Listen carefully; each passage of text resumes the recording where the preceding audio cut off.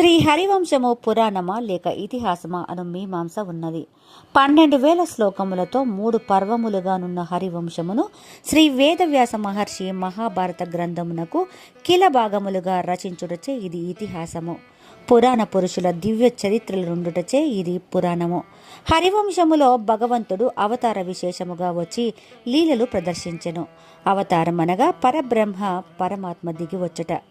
అవతారములన్నీ నిత్యము, శాశ్వతము, సర్వగుణ సంపన్నము, పూర్ణ జ్ఞాన స్వరూపము, పరమానంద సందోహమైనవే. జగత్ ముందర భగవంతుడు జలములను సృజించి వానిలో తన శక్తి నాదానము చేయుటచే నారాయణుడయ్యెను. శ్రీమన్నారాయణుని వీర్య సంజాతమైన జలముల నుండియే సృష్టి యావత్తు ఉద్భవించి పరడవిల్లినది. ఇదియే హరివంశమునందలి కథావస్తువు. శ్రీమన్నారాయణుడే సర్వవ్యాపకత్వకముచే శ్రీ మహావిష్ణువు అనబడెను. సృష్టి విస్తరణ విధానమును ఎరిగి మననము చేయువానికి పుత్రోత్పత్తి, సత్సంతాన ప్రాప్తియే అవశ్య ఫలసిద్ధి. శ్రీ మహావిష్ణువు తన లీలావతారములలో విషిత్వ, హరిత్వ, వైకుంఠత్వ, శ్రీకృష్ణత్వ, ఈశ్వరత్వములను ప్రదర్శించెను. జగద్రక్షణార్థమై అవతరించి అభయం ఇచ్చుట విశ్వత్వము, దురితములను దుఃఖములను పోగొట్టునది హరిత్వము, సర్వసమర్థత కలిగినది వైకుంఠత్వము, సత్తారూపుడైనను సంసారానందరూపుడిగా అస్తిత్వము ప్రదర్శించున్నది శ్రీకృష్ణత్వము, నిగ్రహానుగ్రహ శక్తి సంపన్నమైనది ఈశ్వరత్వము. శ్రీమద్భాగవతమునందలి శ్రీ మహావిష్ణువు యొక్క శ్రీకృష్ణత్వ, ఈశ్వరత్వములే ప్రతిపాదించబడినవి. కానీ హరివంశములో భగవానుని విశ్వత్వ, హరిత్వ, వైకుంఠత్వములు కూడా చెప్పబడినవి. హరివంశ గ్రంథములో హరివంశ పర్వము, జగత్ సృష్టి, దక్ష ప్రజాపతి సృష్టి, పృథోపాఖ్యానము, మన్వంతర వర్ణనము, కాల వ్యవస్థ, సూర్య సంతతి, పితృకల్పము, వైవస్వత, చంద్ర, అమావసు, ఆయు, కాశీరాజ, యయాతి, పూరు, యదు, వృష్టి, అంధక వంశముల చరిత్రలు వర్ణించబడినవి. అనగా భగవానుని విశ్వవ్యాపకత్వము ప్రతిపాదించబడినది. భగవదావతారములు శ్రీకృష్ణావతార సందర్భము విపులముగా ప్రస్తావించబడినది. వీనిని స్మరించు మానవుడు సర్వ పాప విముక్తుడగును. కావున హరిత్వము దీనిని నిరూపించబడినది.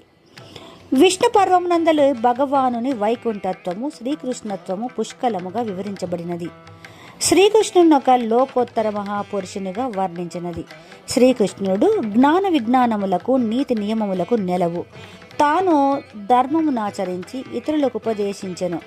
దుష్ట శిక్షణ, శిష్ట రక్షణ గావించి ఆదర్శ పురుషుడయ్యెను.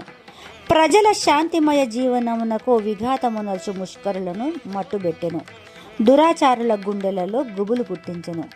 రాజనీతితో ప్రజాపాలకులను సంస్కరించెను. వర్ణాశ్రమ ధర్మములను పునరుద్ధరించెను. శ్రీకృష్ణుని జననము, వ్రజవాసము, బృందావన ప్రవేశము, కాళీయ మర్దనము, నరకాసుర నికుంభాది అసుర సంహారము, వీరోచిత లక్షణములు చెప్పినవి. గోవింద పదము, రాజేంద్ర పదము శ్రీకృష్ణుని ప్రభుతను చాటినవి. గోమర్ధనగిరి యుద్ధము, పారిజాతాపహరణము, ఆయన యుద్ధ కుశలతకు గీటురాళ్ళు.